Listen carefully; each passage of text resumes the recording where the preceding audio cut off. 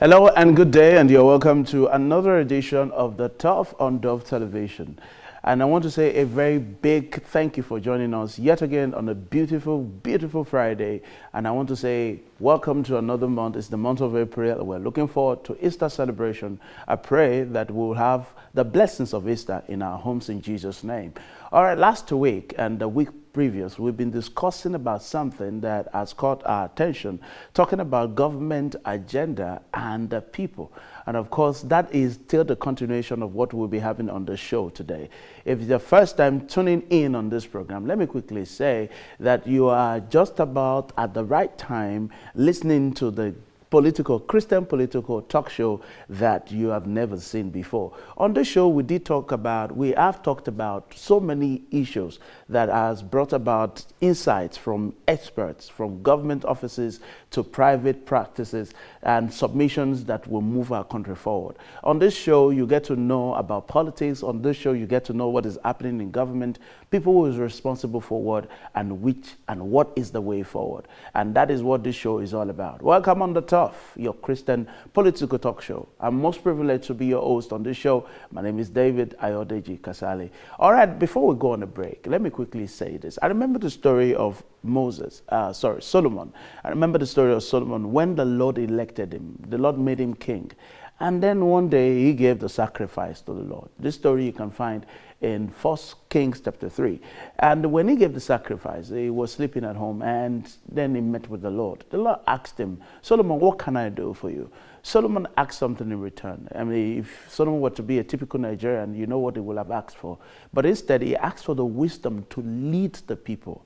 God was so impressed that even the things he did not ask for were given unto him as bonuses.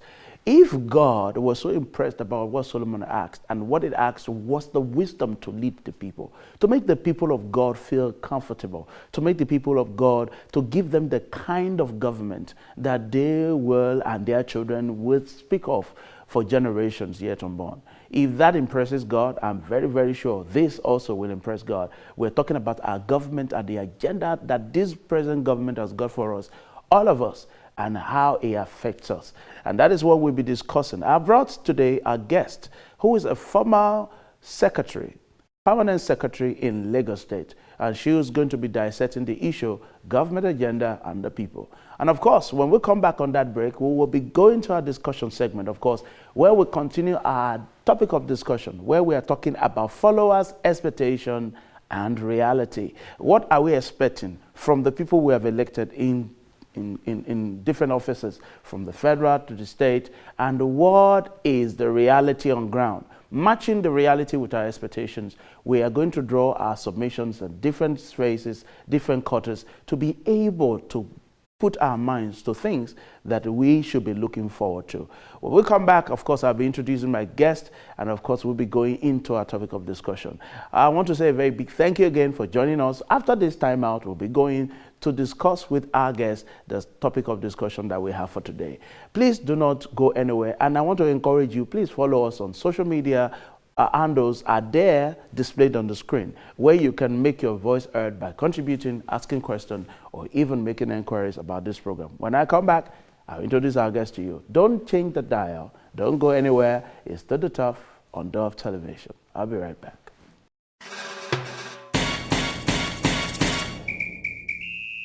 All right, you're welcome back, and it's still the Turf on Dove Television. I want to say a very big thank you to God for preserving you and I to witness yet another beautiful month. Officially, we are saying to you on the Turf Show that Happy New Month to you. And of course, you're welcome again as we enter into the subject of discussion for the week.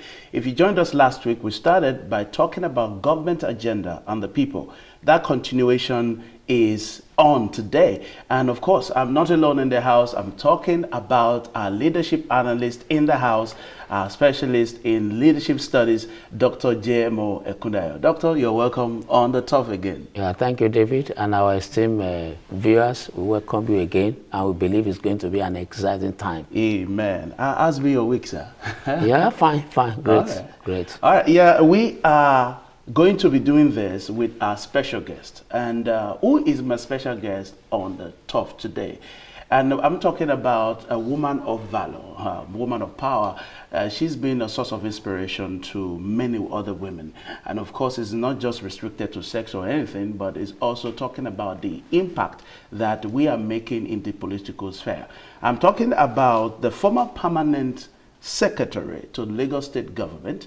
And I'm also talking about the first female by election to Lagos State as the Lagos State president of the Norge. And I'm talking about no other. She's going to do much of the introduction and tell us more about herself. I have the privilege, ladies and gentlemen, our esteemed viewers at home, to introduce to you Mrs. Obasa Reginald. Ma, you're welcome on the top. Thank you very much. It's so nice to have you. Nice to be here too. All right, Ma. Before we go straight, I want you to tell us more about yourself, your professional career, your faith, connecting to politics as a Christian. Thank you very much. Yes. As you have said, my name is Regina Iyabode Obasa. I'm a pastor. Happy to be one. Amen. Of course, that's a calling over everyone. Oh, well.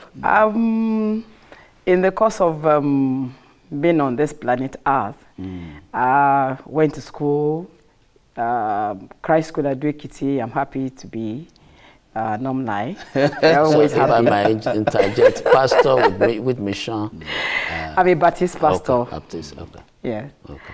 And well, like you have said, spent almost 30 years in service, Lagos State service. I started with teaching. That was just for like a year or so. And then, of course, I went into the local government system. And by the grace of God, became the head of personnel management. That's what it used to be called then. That's the leadership of the local government. Okay. In almost about 6-7 local governments. And after that, I was at the pensions board, local government staff pensions board. And then, of course, by the grace of God, I was appointed as permanent secretary for local government staff training and pensions, and then for energy and mineral resources. And, in Lagos State? Yes, in Lagos State. And I actually trained as a geologist. I'm an administrator, and at the same time, I want to say that I'll be pastor. So, how your involvement in politics get into? Okay, within that time, I was elected as the president of Nigeria Union of Local Government Employees, which we call NOGE, 2-term. And then, of course, I was at the NLC as the executive secretary, also for 8 years. NLC means Nigerian Labour Congress, Lagos State. Lagos State. And after that, I was sole administrator, which is also the chairman of Shomolu Local Government in 2008. Wow. Well, I contested for the post of the House of Reps in the primaries, that is Oshodi Solo constituency 2. And then I tried, before I stepped down, for the present senator now in 2015 for the Lagos West senatorial area. So thank you very much. That's a little that I can say. With that, we've had an idea of how the journey has been up until now. Ma, before we go straight into our subject of discussion, of course, Doctor will be joining in also looking at government agenda and the people. I quickly want to take you on being a Christian and a politics, and being in politics. Was the merge okay? Was there no conflict? Are you still intact in the faith? Because people think when you get into politics or get into positions of power, you are definitely going to, a lot of things could go wrong. Okay. As a Christian, we're supposed to be the light and the salt of the earth. Yes, of the earth. So that is what you bring into wherever you are, whatever you are doing. It has to show. If it doesn't show, then it means you are not propagating the kingdom of God. Simply put. I got to Shomolu local government. No, I mean, it is, I mean, notoriety for, let me put it in quote, criminals. I'm talking about these area boys. Yes, ma'am. The first thing I did was talk to God, and he said I should call them to a meeting. And I did. There were so many of them. And it wasn't as if God said, this is what you should tell them. But it was like, call them to a meeting. And of course, I left the whole thing to him. And I found myself talking as if I was their commander in chief. Something just swelled, because within you, yes, within kind of me, inspiration. Yes, and I believe that was the Holy Spirit. And there was like, for as long as I'm going to be here, I don't want to hear anything about all this noise. I don't want to hear any noise about. That was the way I said it. That's why I'm repeating it. All those your activities, all those snatching of bags and things like that, all the notoriety that this place was noted for the little time I'm going to be here, I don't want to hear it. I said, you have to stop it. And I said, I want to know what you want. Good. When I'm able to provide that for you. A kind of interactive yes. That should take care of all that you want to do outside there. And I now said, I asked for their number, their numerical strength. They told me. And then I now said, how many districts do you have? And they told me. Who is the leader of Bariga? Who is the leader of all those areas, all those areas? And they told me. And I now said, my phone will be on throughout the night. If there's any problem that you have, just call me. I'll be there for you. Yes. If I do not pick, that assurance. Yes, I gave that assurance. And I also told them that, look, this government is going to be an inclusive one. It's going to take care of you. Yes, ma'am. It's going to take care of everybody. But at the same time. And that is why I am asking you, and that's why I've called you to a meeting. Yes, for me to know exactly what your problems are, what you want us to do, so as to be able to solve that. So that because I was asked to come here deliberately. I made them realize that my name was put in somewhere, in another local government. But somebody said, no, put Obasa in Shomolu. You'll be able to handle. Thank you very much, ma, because you're ready. And I have a job to do, and I have to do that job, not only to please me, but to please God, who brought me there, and the person who attested to the fact that I should be able to curtail. Talking about now you've taken us to government agenda and the people. I love the story where you interacted with the people. The people were with you. I will take us quickly to a story where in 1 Kings chapter 3, when God appeared to Solomon and asked him, what do you want? Now that God himself, elected him to be king. And he said, I need wisdom to direct the people. And that impressed God a lot. And God helped him, not just with the wisdom, but much more he didn't ask for. Now, talking about the government agenda and the people, to take you on from that perspective now, I'm looking at, do you think, from the general election, just concluded election, do you think the manifesto, do you think the promises of political campaign are in line with the needs of the people right now? To some extent, yes, but to a large extent, no. In what way? I will explain. There are some of them who going for the campaign met with some people.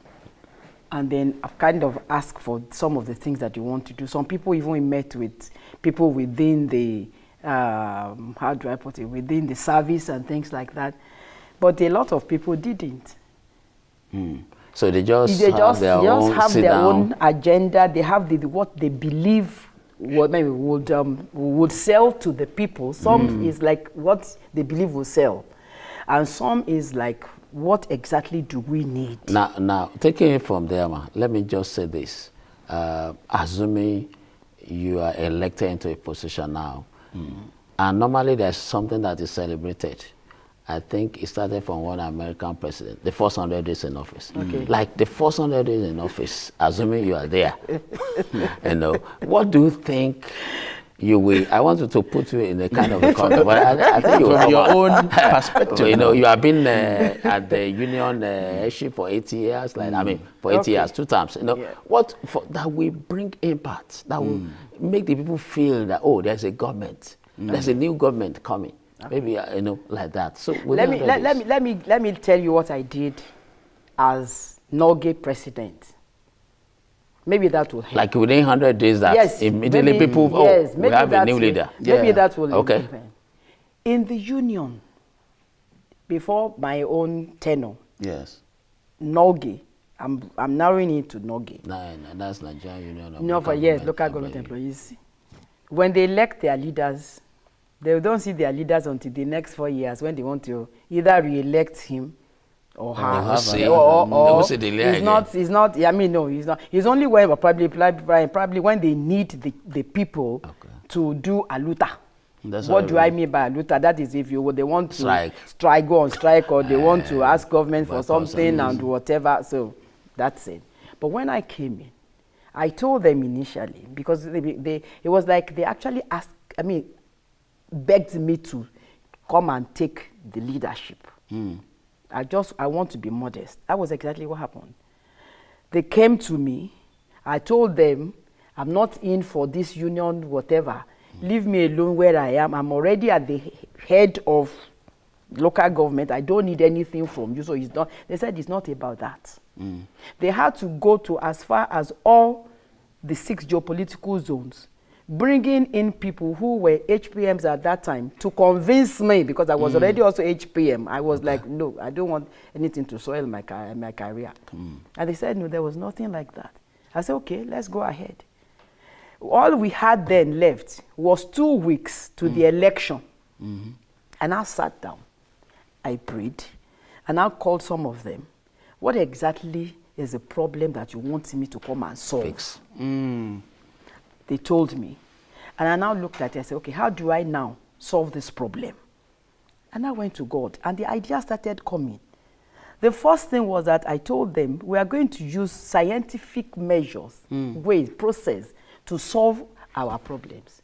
I'm not going to go with you to any governor. I'm not going to go with you to any leader, and then you're not going to start banging tables there, or you'll be locking people out, locking your seniors out, and then I'm not going to do that. And then I said another thing. Count me out of coming to plead for you if you steal government money or whatever. It's not as if I know that it will not happen. It will happen. But I just wanted to give them yes. You won't give them a backing. Yes, I would not give them a backing. You cannot be a president of that union and you will not plead. You will still do it. But at the same time, I just wanted them to know that, look, this is what Establish I'm coming. Yes. And it saved me a lot of headache. And of course, when like within 3 months, within 100 days. The first thing that we did was after the election. Yes, the first thing I did was that I called them to a meeting. I gave them my agenda. Because there's a committee you call it what you will call the executive committee. They call it the ESCO. We have this also, all the branch leaders. What do you mean by branch? Like Isolo, like Oshodi is a branch. Like local government staff pensions board is a branch. Like Loma then was a branch. So those are the people. I had 20 local government then. Did you synchronize with their? Yeah, I synchronized my ideas with what they want. Yes, what they want. So it's like a governor now aligning his manifesto with them, the aspiration of the people. Yes. Okay, like talking about the first 100 days, what impacts do you think, as an elected official, you can make in 100 days in office? Of course. Let me use Norgay as an example. After the election, what I did was hold a meeting with them. I showed them my agenda. And then, of course, because I needed their buy-in into it for me to be able to function. And of course, there and then I let them realize that I was going to be having a meeting with them, not only them, a meeting with all members all local government staff. It was supposed to be, I mean, I knew it was going to be daunting, but at the same time, I just wanted to give it a share to carry them along. I didn't want a situation where nobody knows what I'm doing. So I'm how many not times will accountable be to the it. meeting? Okay, we're meeting in a year 6 times in a year. And then of prior course to that time, it we has wrote not been happening. nothing like that. We rotated it. I mean, amongst the local government. Okay. So it's like this month, Obasa local government is having it. So it is Obasa's baby. I wanted them to see it as their baby. Sense of responsibility. Sense of yes, and their inclusiveness, like I was saying. Yes. So at that meeting, and I also said, you can say anything that comes to your mind without being abusive. Oh. You can ask any question from me, from no the people. moderation Yes, or yes. whatever. No, just the way it is. So that you want day, to get the genuine feedback. yes, Feedback feedback from them. And then what did we do? We made sure that we had people from governor's office, people from head of Branches. service office, from the service, who could also Different answer their department. questions. Yes. And then, of course, to bring them together, because at that time, Yes, the there house. was this cleavage between the Yeah. local government service And and the the mains. state and the main So section. that- So it was like bringing all of us together. That was one. Another one that I know that was impactful was setting up of committees. I had like almost 50 committees. How are you able I to? made sure that people who could, like, of course, the chairman of sports committee was Teslim Balogun's son, Zege. And of course, How are you made able to really harmonize all the 50 committees? let me go ahead. Like in the state committee, Yes. we had people who managed, who came in as officers, who were from different, the normal Ibile, you don't understand, Yes, yes. divisions. Yes. But you know that Ikeja is a very big one. So we, of course, we split that one into, I think, about 2 or 3 or something. So we had like 3 people there. And then, of course, Ikorodu, you know, Ekpe, all those, and then Lagos Island. Lagos Island, too, was split into 2 for ease of mind, and for us to be able to manage them well. So each person was accountable for where where I put the paper and put them. And so we meet. That one is different from the meeting of the 6 the other meeting. That one is a different one. We met and we spoke our minds. I told them I want to hear the truth.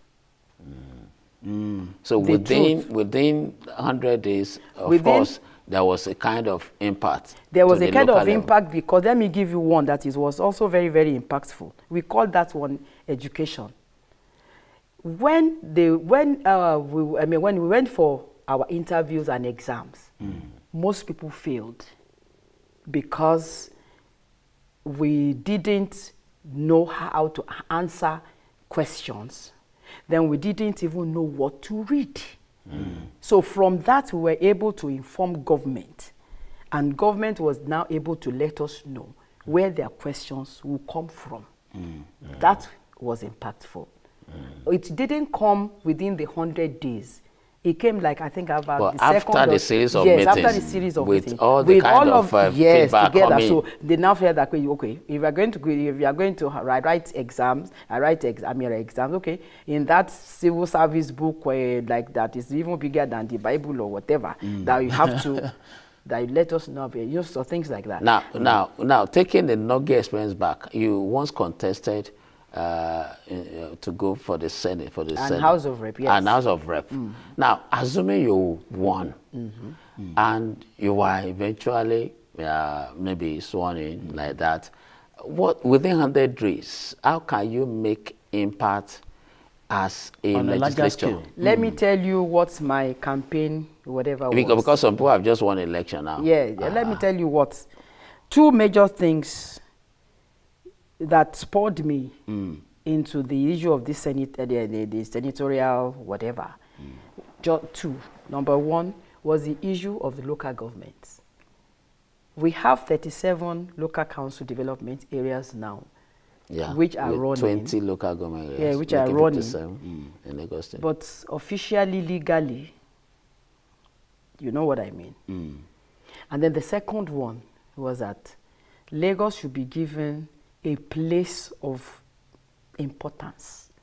Yeah. Financially, like whatever. federal status. Yes, because of some of the things that have been that has happened. Almost every state in Nigeria has indigents in Lagos State. Virtually all the states. In fact, the number of people that come into Lagos every second, every minute, whatever, you cannot.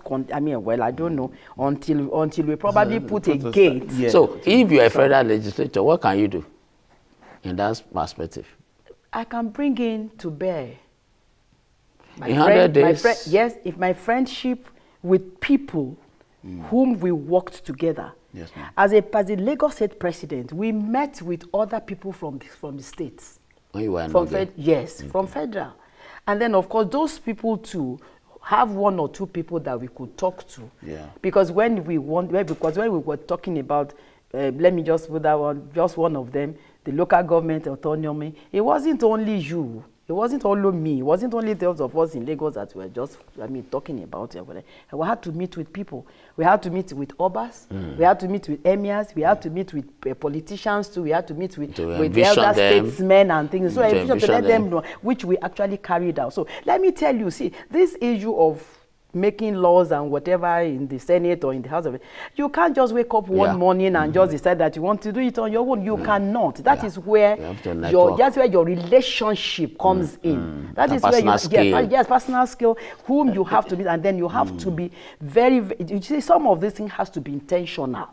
If I may, Ma, you did point out about two things earlier on when we were talking about your experience as the Norway president. Now, you got feedback from the people. Yes. And then you were able to align the agenda that you had with what the people are also learning from. Do you think right now that the government we are in and the disassociation we are going in come May 29, do you think they have that mechanism to get honest feedback from Nigerians, to be able to align the agenda with the people? And again, how do you resolve the conflict where we have conflict with the people's yearning and the government agenda? Okay, that's two. You have two things there together. Let me tell you that I was part of Babajide Sanwo-Olu's campaign. Okay. The question that you're asking, how would they get the correct feedback? The first one is there a mechanism to get this honest feedback? Of course, like this one I'm talking about, the ICG, that was positive response from people. Oh. Because I'm not here to blow anybody's, thank God he has even won, so it's not a question of So, which group of people did he not talk to? Oh. Yeah, somebody was actually, when on Channels, television, or TVC was talking there was no group the campaign that, there was no, was robust. He was not leaning on anyone, that he was out. He went out. Even when people were even nearly insulting him, that he responded calmly and was still answering them. Thank you very much. He went to this hub in Ikeja, this technology hub. Computer village. I think he must have gone there 3 times. Then the issue of ethnicity was another area. That it was brought to that was brought to the fore. And then people came, different, whether you are even I think at a point we had whether it's Gerewa or something, whatever. Those ones are from, I think, some part of the north. So it was a robust, he addressed all of them. Was able to get feedback from them. He was able to get feedback from them. And then put all this into his own. What he wants, his own agenda, he was able to tell them. And what they also wanted, he also received. And of course, at each point, the secretariat was also there, putting all those things down. Now, let me just put this one to you because of our limited time. As we look at our educational system, what do you think, whether at the state, federal level, although the state has a lot to do in the federal, apart from the basic primary education that the federal takes out, the states, the secondary education. So what do you think about our present educational system? Do you think it needs a kind of reformation, or we should still go on with the status quo? I really don't get your question. Are you talking about the 633 whatever system? It's not just about the system now. I'm just talking about the education, our okay, let me, system. what my own view about it is that. Because people are getting out of school. Sorry, let me just. People are getting out of school now. They are looking to work in government service, either federal or civil service, you know, and with the situation of the economy, that cannot work for everybody. Let me just take you up on that, my dear brother. God bless my father's soul. He's resting now. He made sure that each one of us went to learn a trade. A trade. And learned how to sew. Good point. What I'm wearing, I made it myself. Wow. You're a fashion designer. Well, I'm not, I don't call myself that. Former permanent secretary. Okay. No, go ahead. I love it. My immediate junior, that one likes food. She went to learn how to, you know, catering school. And he made sure that everybody. So you will be advocating for something like that? Yes. Before you pass out from secondary school? Before leaving Christ school. And even at Christ school at that time. Christ school, I'm doing it. Yes, you were taught. In fact, the way I'm sitting now, I must have received about 2 or 3 strokes because I'm supposed to sit upright, like this. So, those are areas. So, soft skill, yes, all those things should be put there. If you are the mental type who can grasp things quickly, you can do whatever. I mean, you can go along. ICT or whatever. I think they are talking about this psychomotor or whatever. All this, they are things. Yeah, that. Like that. So it's not everybody that will go through. But at least you know something you can do. Before you pass out of secondary school. Let me just tell you something. my younger brother, Tokumbo, when he left. And he's in UK now. He works with British telecommunications. He read physics in LASO. If not because of the plumbing, whatever thing that the skill that he has gotten here, that my father forced all of us to do. That was what he started his life with there before he got a good job. Because of our time, I will take your last message basically to the people and the government. And to Christians who are watching us right now because of our time, what would be your message? What should the people be doing in line to bring to pass the vision that will benefit both the government and the people? And what should the government be doing in response to the yearning of the people? Thank you very much. Like I used to say when I was in the local government, everybody in the local government should take it upon themselves. You can go to the councils and ask questions. You can go there and submit whatever you want, your suggestion. It's stop thinking that people, they will not take it up, they will not read it. No, they will read it. Even if they do not even acknowledge it, which is wrong, but doesn't mean that they will not work on it. So that is one area. And then again, if you do not tell them what you want, how do you expect them to do what you do? Even God, who created us, said, ask and it shall be given. So if you knock, the door will be open. So these are some of the areas that we have to let our people know that it is not everything that you just leave. Leave them, let them be doing it. If you do not come out to vote, at least I want to say, I don't know the percentage, last election. Yes, this last election, your votes at least counted. Yes. To some extent. And we start from somewhere, and it has started now. And people can also look at the inconclusive. If one is inconclusive, one is whatever, at least by and large, all are concluded now. All is concluded, and then everything, it may not go the way we want it, but we start. Majority have their way, while minority have Thank you very much, man. All right, esteemed viewers, we want to say a very big thank you for still being part of this discussion. And of course, a very big thank you, ma, for joining us on the Turf. Thank you, sir. We will have you again, just like I always say, but the time will know by the special grace of Almighty God. All right, we're going to go on a short break. When we come back, we'll be going straight into our discussion segment. Of course, we'll be talking about the people's expectation versus the reality. And of course, I'll be introducing another guest who is going to be doing that discussion or dissecting the issues and profiling the way forward. Don't go anywhere. Still the Turf on Dove Television. We'll be right back. A good representation of the interest, the characteristics of the qualified, the demands and responsibilities of the enlightened, the level playing ground, the tough. Follow the conversation on Dove Television every Friday, 9 to 10 a.m. Nigerian time. Available on Channel 83 on GoTV, Channel 349 on DSTV, Channel 464 on Star Times, and also available on other platforms. Be enlightened, be emboldened, be empowered. All right, you're welcome back. It's still the Turf on Dove Television. If you're just joining us, yes, you have not missed so much. This is our discussion segment on the Turf. And the Turf, of course, is your Christian political talk show.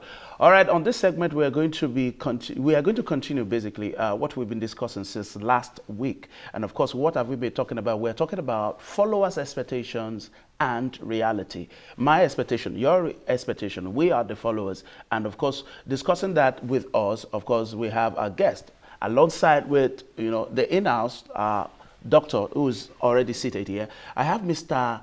Babatunde, yes, I have Mr. Babatunde Ogundiran. Mr. Babatunde Ogundiran happens to be the program coordinator for Oshodi Isolo Local Government Vocational Educational Training Center. He is a grassroots politician and, of course, a worshipper at Covenant Christian Center.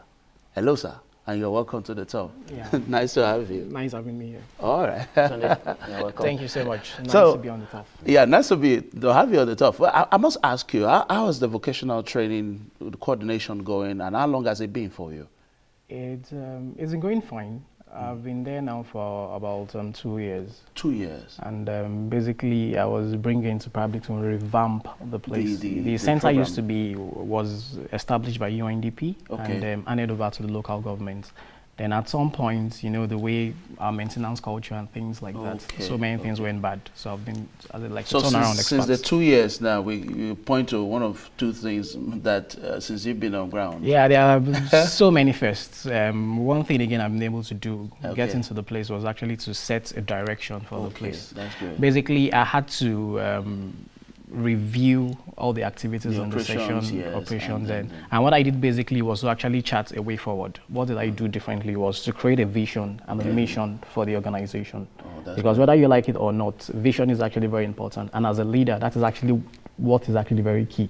Okay. What you need to communicate to your followers. So what I did was to create a vision and mission statement for the organization. Okay. Vision, basically, you know what it means, creating a mental picture of a prepared where we're future. going, yes. Exactly. I did that, and we're able to review activities. And how And to get thank there. God, we've been able to train more than 2,000, people now at the same in terms of what we've been able to do. Wow. Just the last summer, we're able to train about 300 youths on digital marketing, mobile apps development and website development, getting partners Okay, and things. we are going to have you come on the show again and talk about this, but not to take you far away from why we're here and what we're here to discuss. Your program must have made you close to the people, really. And Yeah, definitely. I think you interact with people a lot. Definitely. Okay, so looking at from that perspective and the expectation, we're talking about the present government now. Yeah. We have expectation, you have expectation, and then there is the reality staring at us. Yeah. So may I ask really, the expectations you have, starting from you to me to doctor, in line with the reality we have, do you think it's too high or it's just okay for the present government? Should we just lower our expectations and say, you know what, this is Nigeria, some things cannot basically work?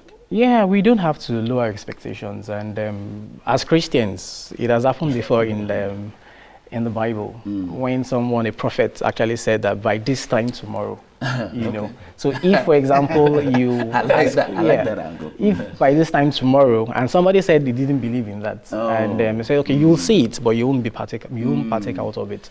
From my own perspective, one person has actually summarized expectations, and that person is actually former UK Prime Minister Tony Blair. In his book, My Journey, he said, we campaign in poetry, but we govern in prose. When That's you, deep. Yeah. When you campaign in poetry, but you govern in prose. That, to me, summarizes expectations and reality. As far as we're concerned, when you are not in office, it's a different ballgame. And that is why they tell you that the tough or the pasture is always greener on the other side. It's a different ball game when you're outside and a different ball game when you're inside. Always. Reality is staring at you. Exactly. So most times it is very, very easy for you to say, I'm going to do this, I'm going to do that, I'm going to do everything and things like that. So, but when one gets to the office, but one gets into the office, the resources you have, and you see the demands of the people coming. Exactly. Now, matching this together could be a challenge. It's actually a very, very serious challenge. If I may, do you think that this government understands the longings, the yearnings of the people? Do you think this government understands that? Okay, first thing, one thing you need to understand first. This is a government that's been in the opposition for several years. So switching role is a different thing. I will take you back to Donny Blair again. He said when they won the elections, while people were jubilating and everything, and like something dawned on him. He said, "Man, this is serious work." But people were actually jubilating that we've won. He said, "Man, this is crazy. This is the real thing." Seeing the reality on ground. Because they've been in opposition the debts, too. the liabilities and the assets. Exactly. So by the time he now went to his hotel room, where people were still jubilating, he was actually writing down his acceptance speech and things like that. And it dawned on him that this is what. So right now, they've had 4 years. They've learned the ropes. If you ask me, 4 years is actually enough for you to learn the ropes. So the only thing they want to do now is actually to consolidate on what has happened in the last 4 years. Last 4 years, they've burnt their hands, they've had mistakes and things like that. So this time around, we expect that they should hit the ground running. Compared to last time, it took them several months to actually come up with the list of ministers and everything. At some point in Nigeria, we were thinking that probably they were bringing people from the moon, from other planets, until we now saw the list. Exactly. As our until we saw the same list and the same Nigerians that we know. So what's keeping you, and things like that. So one thing again we also need to know is that when you are not there's certain things, even in strategy, we call them assumptions. At the beginning of the year like this, you see organizations, the top four, the big four consulting firms, the likes of KPMG, PwC and everything, they come out with something they call the outlook. Outlook is actually like assumptions. They look at what has happened in the last year, or probably in the last 2-3 years. They look at the kind of trend and try to do a forecast. Look at the last GDP, look at the inflation rate and things like that, and try to do. So sometimes when your assumption is faulty, then definitely, of course, planning. So sometimes they tell you that if you fail to plan, then you plan to fail. So what can make an assumption faulty, really? Yeah, before you go for that. Okay, there's something in strategy you call SWOT analysis. In terms of strengths, your weaknesses, opportunities and threats, SWOTs. Then you can also go a step further. There's something they call personal analysis, which is the political factors, the environmental factors, the social structure, the technological factor. And they've gone further again to talk about the legal framework. Do you get? And lastly, you talk about technology. So all those things need to be put in proper perspective and actually analyzed based on your environment. So if you don't do this and you don't tell yourself the truth, then it's bound to fail. There are certain things again that you might not, unforeseen contingencies. Don't forget the last dispensation, the oil then was more than $100 per barrel. Yeah. They were actually calculating based on Jonathan's administration. But by the time they got there, it was actually less than $50. So that alone, because of the prices of oil plummeted all over the world, it affected them drastically. Greatly. Seriously. And even, the currency, then inflation rate and things like that. That was why it got to a point that even some states were not able to pay salaries, except for viable states like Lagos and probably some other states in the oil producing states. So are there measures in place right now? Because we are going for another 4 years right now, and these expectations are still high. To a large extent, I may be wrong. Doctor, you can correct me on this, that Nigerians have expectations, and that reflected in the election. Yeah. Even from the federal election to the state, you saw all the drama in National Assembly election. Now, let me just say this, that before today comes in, Nigerians have high expectations. Now, and for President Buhari coming for the second term, despite all the oppositions and the rest, people believe that now he will be able to articulate the program of his government better. Based on the fact that they've been, they were there the first time, but because some things play out, I don't think that's my own perspective, I may be wrong, the National Assembly really helped this administration that's coming to an end by May 29. Oh. The eighth assembly. Because, yeah, the 8th assembly. Because when you have a budget being passed in June, I know we are in April now, 2019 budget is not yet passed. And the president presented the budget proposal to the House in November 2018. So, you see, when you are now operating your budget by mid-year, definitely there's something. Rain will set in. You are talking about infrastructure. You want to build roads, you want to build bridges and some other things. You only do about maybe 30% So of the program. you think the indices will change now in this coming dispensation? Because we now have clear majority in the Senate and in the House of Rep, there are clear majorities. So with that, the APC government, led government, will be able to articulate the program better. Talking about security of life, because that is one area the present government needs to work about. As a follower, I can say that. Yes, sir. Is it because during the electionary campaign and before voting, people, were pointed really, to the issue of security, yes, especially in yes, some states of the federation, where this needs to be addressed, like in Benue State. APC lost Benue State, basically because of that. They had cattle. The government needs to know that the number one right of the citizens is that they need to be protected. Yes, sir. And that's true. So the issue of economy again, the government needs to do more. We are hearing figures. We must be able to match the figure with the reality. Yes, Things sir. must work. Yes, sir. Yes, Thank God for the trader money, for the end grow and all these programs. Empower program, good. But then they need to do proper monitoring and evaluation to see how did it fare the last and how is it working. Do we out. need an external body for this? For these statistics, for this reality? No, we don't really need. We only need independent, like Tunde was talking about, this, consulting firm and the rest. We can have consultants that will help us to do genuine monitoring and evaluation and feed the government back, state by state. How is government doing Zamfara? How is government doing Delta?